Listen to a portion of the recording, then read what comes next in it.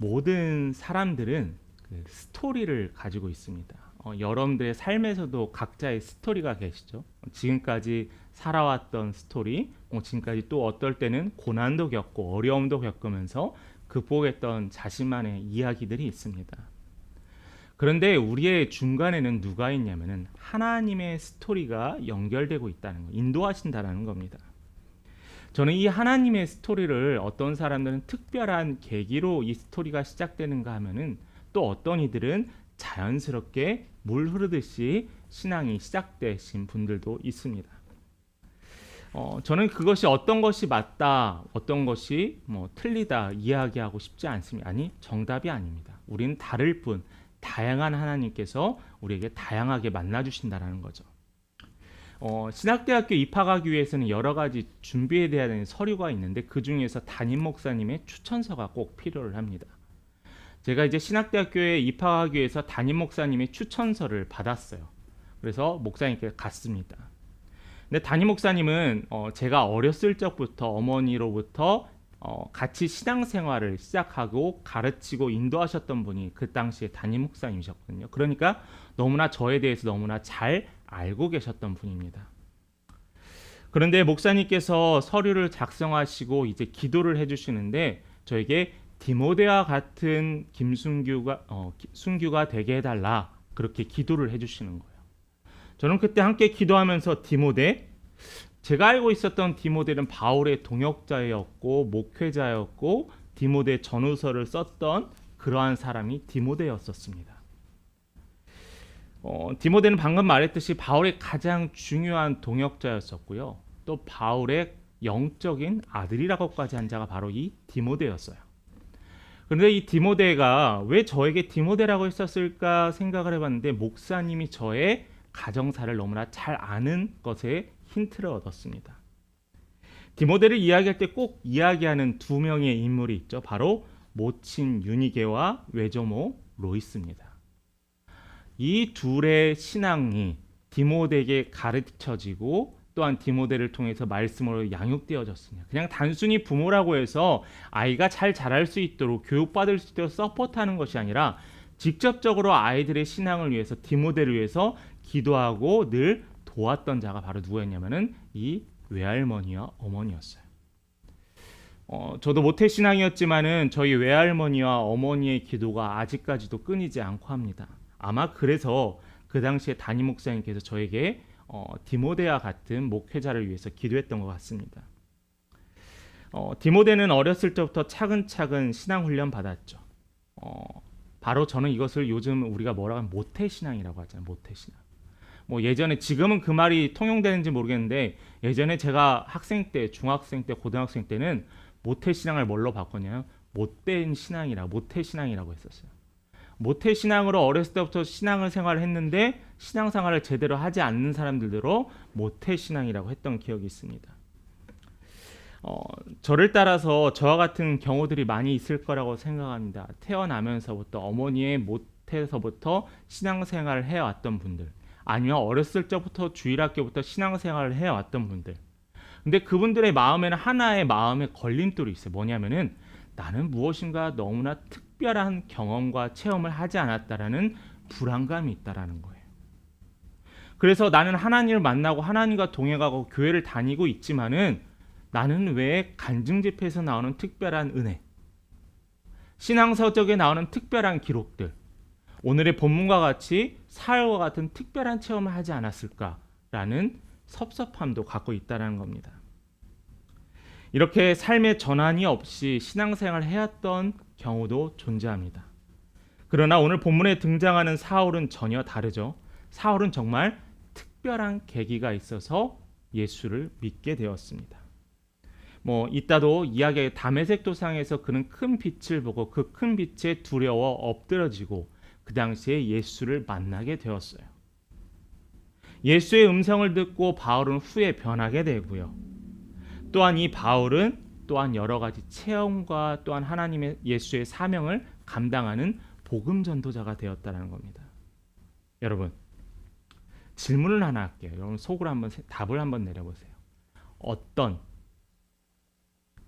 어떤 유형의 신앙생활의 시작이 더 낫다라고 생각하십니까? 근데 제 질문에는 질문 자체가 오류가 있어요. 어떤 신앙생활의 시작이 옳고 나쁘고는 이야기할 수 없습니다. 모태신앙과 모태신앙의 은혜가 있고요. 또한 하나님의 놀라운 체험을 통해서 성년이 되어서 또한 나이가 차서 신앙생활을 하게 되면 또 그 다름에 놀라운 은혜가 있다라는 거예요.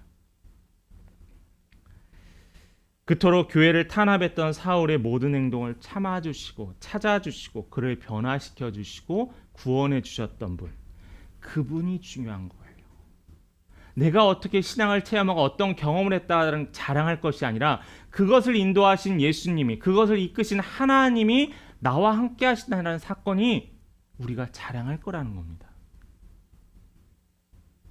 오늘 사도행전 9장에 등장하는 사울의 이 체험은 인간의 체험으로는 불가능하죠. 오로지 하나님의 은혜로만 가능하다는 겁니다. 이것이 왜 은혜였는지 우리는 오늘 본문을 통해서 한번 같이 살펴보기로 합니다. 오늘 본문을 살펴보기 전에 이 본문의 1절과 2절에 보면은 사울의 모습을 우리가 살펴볼 수 있어요. 사도행전을 보면은 1장부터 8장까지는 마가의 다락방에 성령이 임하시고요. 또한 사도들이 변화를 받아서 하나님의 말씀을 전합니다. 이제는 예루살렘에서 뿔뿔이 흩어져서 집사들을 통하여서 복음이 전해지는 사역들을 8장까지 전했었고요. 9장부터는 사울의 회심의 사건부터 쭉 바울을 통한 하나님의 교회를 세우는 사건들이 등장하게 됩니다. 여러분, 하나님의 역사는 우리의 생각을 뛰어넘으세요. 이 사도 바울, 사울이었던 이 바울은 성경 66권 가운데 13권, 신약의 27권 가운데 13권 또는 14권을 썼던 자가 이 사울이었어요. 예수를 만나기 전에 사울과 예수를 만난 후에 바울은 너무나도 달랐던 삶을 살았다는 겁니다. 특별히 우리나라에서는 바울을 정말 좋아하는 분들이 많아요. 많이 썼고 또한 신약 성경을 통해서 교회의 기틀을 잡았던 자가 바로 바울이었기 때문이기도 합니다. 그런데 이 바울의 삶은 전혀 달랐다는 것을 우리가 살펴볼 수 있습니다. 우리 1절과 2절을 한번 보겠습니다. 사울이 주의 제자들에 대하여 여전히 위협과 살기가 등등하여 대제사장에 가서 다메섹 여러 회당에 가져갈 국문을 청하니 이는 만일 그 도를 따르는 사람을 만나면 남녀를 막론하고 결박하여 예루살렘으로 잡아오려 함이라. 사울의 대표적인 모습이 바로 이 모습이었어요. 사울은 율법으로 흠이 없는 유대인 중에 유대인이었고요. 히브리인 중에 히브리인이었다고 자신을 자랑했습니다. 그는 물론 헬라인이었지만 자신이 히브리안 같다라는 이야기를 항상 했었어요. 또한 그는 태어나면서도 로마의 시민권을 가지고 태어났어요. 어떻게 보면은 금수저였다는 거예요. 특별한 시민권 통행권을 가지고 신앙생활을 시작했다는 겁니다. 그 말은 바로 뭐냐면은 당시에 가장 큰 힘을 가지고 있던 로마의 보호를 받을 수 있었던 로마 시민이었다는 거죠. 그뿐만이 아닙니다. 이 바울은요, 어렸을 적에 가브리알의 문화생에 들어가서 당대 최고의 기관이었던 가브리알 문화생으로 들어가서 많은 것을 배웠던 학식 있는 자였다는 거죠. 뿐만 아니라 이 사울은 배우는 것에서 멈추는 것이 아니고 출신에서 멈추는 것이 아니라 행동과 결단이 확실했어요. 오늘 본문 한번 볼까요? 그가 얼마나 행동과 결단이 확실했는지 보여줍니다. 그가 본문 1절과 2절에서 봤더니 그는 대제사장에게 찾아가서 내가 예수를 따르는 그리스도인들을 내가 잡아올 테니 허락해달라는 공문을 받으러 가게 돼요. 그냥 단순히 자신의 주위에 있는 사람들만 잡아갔던 게 아니라 공문을 써서 잡으러 가기를 청하였다는 사울이었습니다. 성경의 몇 구절을 한번 계속 볼까요? 사울의 모습에 8장 1절에 보면은 사울은 그가 죽임당함을 마땅히 여기더라. 누가 죽었죠? 바로 스데반이 죽이는데 마땅히 여겼다라고 했습니다. 또한 8장 3절에 있습니다. 스데반의 죽음에 마음에 찔림이 있는 것이 아니라 사울이 교회를 잔멸하였다고 했어요.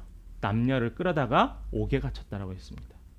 또 하나 더 찾아볼까요? 26장 11절의 말씀에 보면은 자신이 오늘 본문에 이야기했던 것처럼 외국에까지 찾아가서 직접 그리스도인들을 잡아왔다고 했어요. 그의 열정이 얼마나 대단했어요.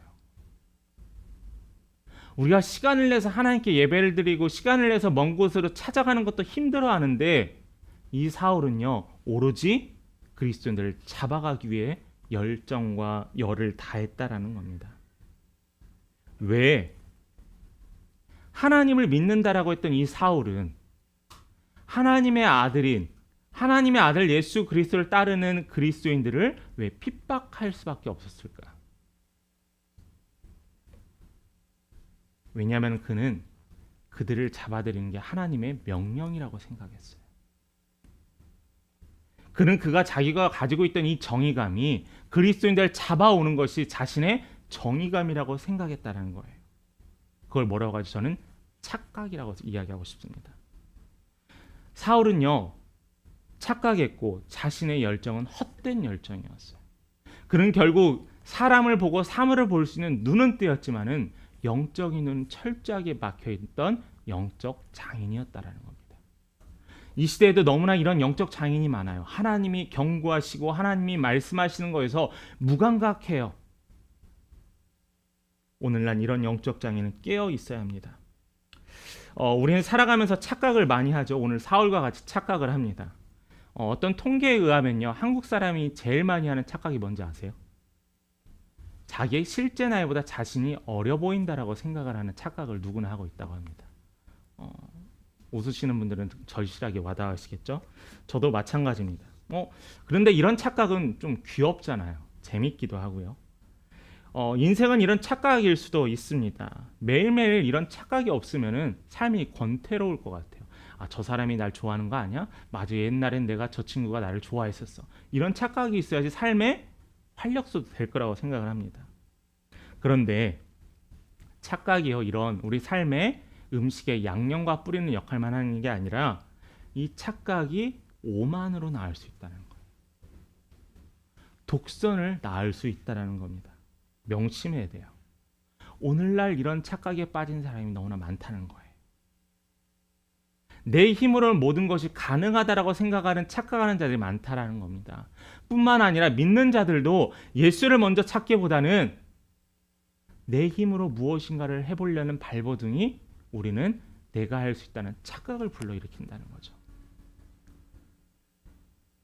그런데 이 사울은 위험한 착각이었어요. 이 사울은 일시적인 착각이 아니라 계속되는, 그가 태어났을 때도 계속 이러한 착각 속에 살았다는 거예요. 저는 이러한 잘못된 신념을 가지고 열정을 가진 사람은 너무나 위험하다라고 생각을 해요. 이런 경주마가요, 얼마나 빠른 힘으로 달려갑니까? 그런데 경주마에게 왜 눈에 안대를 씌울까요? 앞만 보고 달리라는 거예요. 그런데 이 앞만 보지 않고 폭주하는 경주마는 사람들에게 위험을 가할 수밖에 없어요. 여러분, 신앙생활도요, 하나님의 말씀이 없이, 하나님의 음성에 따름이 없이 착각하는 자는 이런 너무나 질주하는 폭주마와 같다라는 겁니다. 오늘날 이 땅에 이단들이 왜 이렇게 활개를 칠까요? 그들이 폭주하는 이유는 뭘까요? 오히려 그들은 활개하는데 우리는 의기소침해 있습니다. 왜일까요? 여러분, 올바른 진리가 있다면 행동해야 합니다. 본문의 사울도 마찬가지였어요. 그는 이러한 상황을 깨기 위해서 어떤 특별한 충격이 필요했습니다. 마치 심장이 멈춰서 죽어가는 자에게 전기 충격기로 심장을 치듯이 이 사울의 삶에 커다란 충격이 필요했어요. 그 충격을 오늘 사울이 경험합니다. 사울이 예수를 만났습니다. 하나님의 잘못된 이해로 신념을 가져갔던 사울이 이 상태로 그냥 다메섹에 도착했다면 어땠을까요? 그리스도인들을 다 잡아서 옥에 보냈을 겁니다. 그런데 그런데 예수님은요, 이 사울을 위해서 다메섹에서 준비하셨고 계획하셨다라는 겁니다. 우리 3절과 4절의 말씀을 함께 같이 봉독하겠습니다.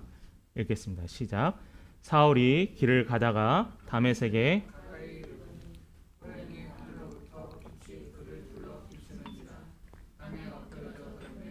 그가 있어 이르시되 사울아 사울아 내가 어찌하여 나를 박해하느냐 하시거늘. 사울과 그의 일행이 다메섹에 가까이 왔을 때 어떤 일이 일어났다고 기록하고 있죠? 초자연적인 일이 일어났습니다. 호련히 하늘로부터 그 빛이 비추어졌다고요. 사도행전 22장 6절에 보면은 뭐라고 표시해 있냐면은 큰 빛이라고 이야기했습니다. 근데 이 빛이 우리가 태양을 통해서 모든 사람이 골고루 받는 빛이 아니라 사울을 향한 특별한 빛이 사울에게 비쳤다라는 거예요. 근데 그 빛은요, 당시에 낮에 있었던 그 어떤 빛보다도 분별할 정도로 밝았다라고 기록하고 있습니다. 이 놀라운 자연현상에 이 사울은 어떻게 했죠? 엎드리는 것밖에 할 수 없었습니다. 본문에서 그는 그 엎드리면서 동시에 두려움을 경험해요. 자, 5절의 말씀을 한번 볼까요? 같이 한번 읽어봅니다. 대답하되 주여 누구이시니까? 이르시되 나는 내가 박해하는 예수라. 자, 사울은 두려워하여 예수를 쳐다봤으며 물어봤습니다. 주여라고 했어요. 여기서 주여라는 것은 우리가 외치는 주여와는 다릅니다. 놀라운 경험 앞에서 자신에게 이 큰 힘을 보여주신 주인에게 하는 주여예요. 그러면서 그는 물어봤습니다. 누구입니까? 대답이 어땠죠? 바로 내가 박해하는, 내가 핍박하는 예수라고 했어요. 그 음성이 자신을 예수라고 소개했으며 사울은 얼마나 놀랐을까요? 지금까지 그 예수를 따르는 자들을 핍박하고 감옥에 갇히게 하기 위해서 찾으러 가는 이 길에서 자신에게 놀라운 현상을 보여줬던 이자가 바로 예수래요. 그는 평생 동안 모세의 율법을 지키며 살아왔다고 스스로 자부했습니다. 그런데 예수라는 자가 나타나서 자신이 믿고 있었던 율법이 완전치 않다라고 하면서 자신이 예수가 율법의 완성이라 하는 이야기를 들었어요. 자신은 모세의 율법이 완전하다고 생각했지만 저자가 자신이 율법의 완성이라고 하니 사울의 마음은 붕괴하고 화가 났었던 거예요. 그러기 위해서 사울은 예수를 믿는 자들을 쫓아갔습니다. 그렇지만 결국 사울은 다메섹에서 예수를 만나게 되는 거죠. 바울은 이때 자신을 뭐라고 이야기하냐면은 찬양의 가사 중에서 이런 가사, 죄인 중에 괴수다라고 이야기를 했습니다. 사울은 이렇게 살았어. 나는 율법에 지금까지 흠이 없다라고 생각하며 자부하며 살았지만은 알고 봤더니 이 땅의 수많은 죄인들 중에 내가 가장 큰 죄인이었다라는 거예요. 근데 이 말씀 준비하면서 또 묵상하면서 들었던 생각은 내가 누구를 잘못했다 지적할 수 있을까라는 거예요.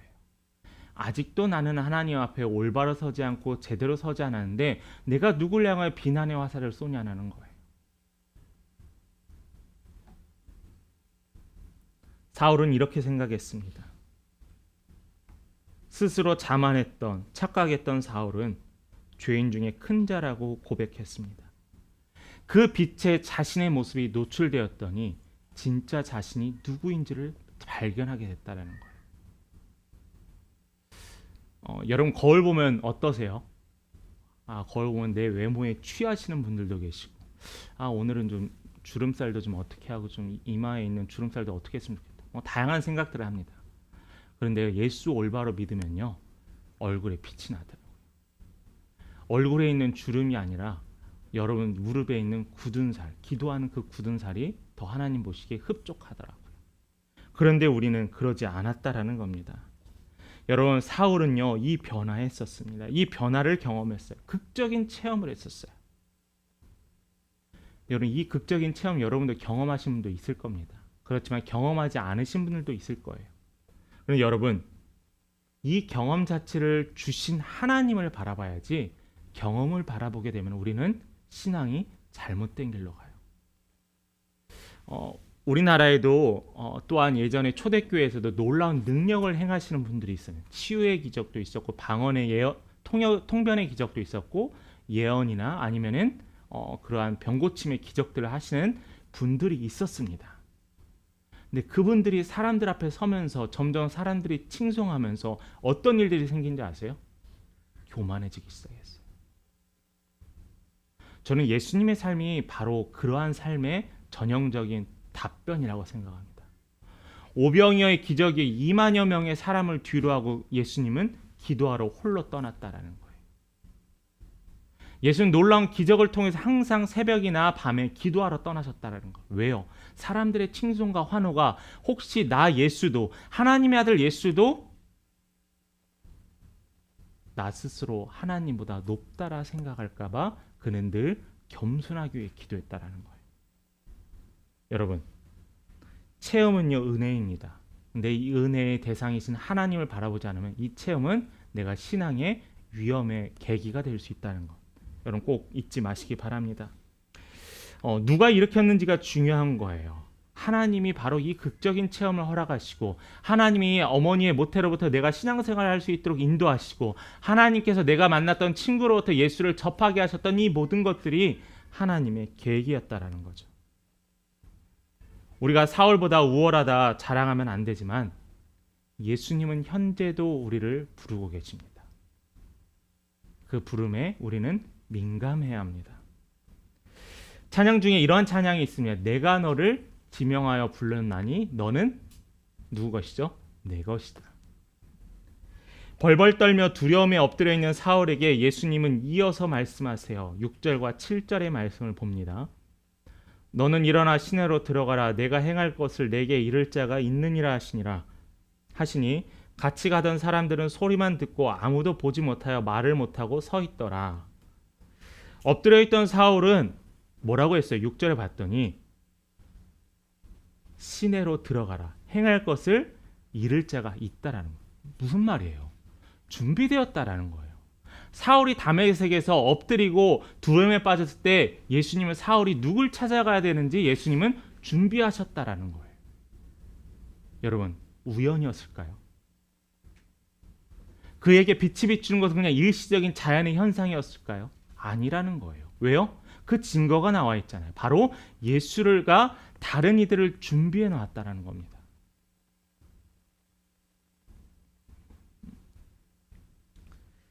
사울이 예수님을 알기도 전부터 이미 예수님은 그 사울을 너무나 잘 알고 있었어요.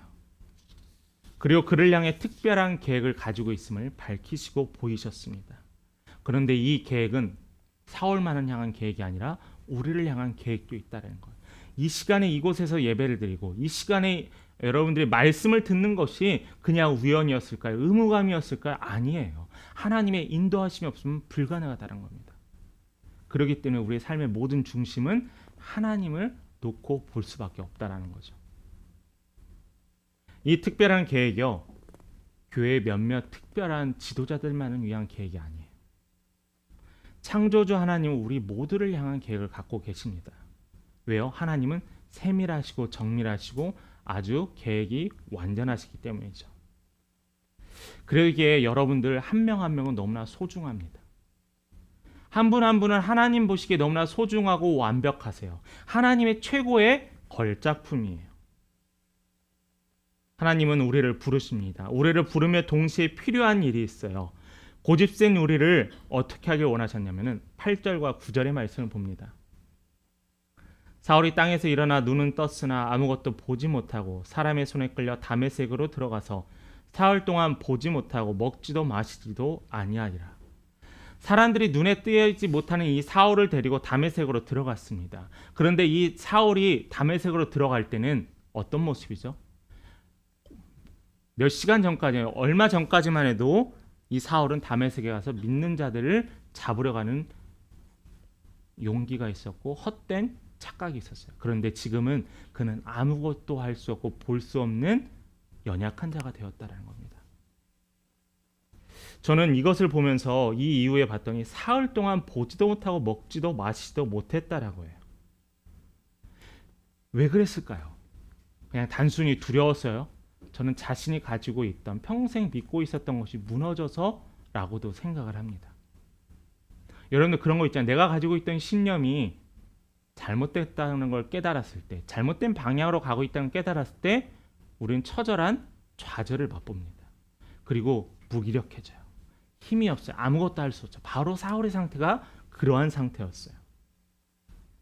예수님은 항상 당신이 사용하시기 전에 어떤 걸 사용하시면 자아를 깨트리시더라고요. 자아를. 지금은 여러분을 편하게 의자에 앉아서 다리를 펴서 예배를 드리지만은 예전에는 어땠어요? 저도 좌석에서 예배를 드렸습니다. 되게 불편했던 그 어린아이가 1시간 동안 그 자리에 앉아있으면, 바닥에 앉아있으면 되게 불편하고 힘들어요. 그리고 기도하라고 할 때는 무릎도 꿇어야 되고 또 다시 펴야 되고, 그 모든 상황이 불편하기도 했었습니다.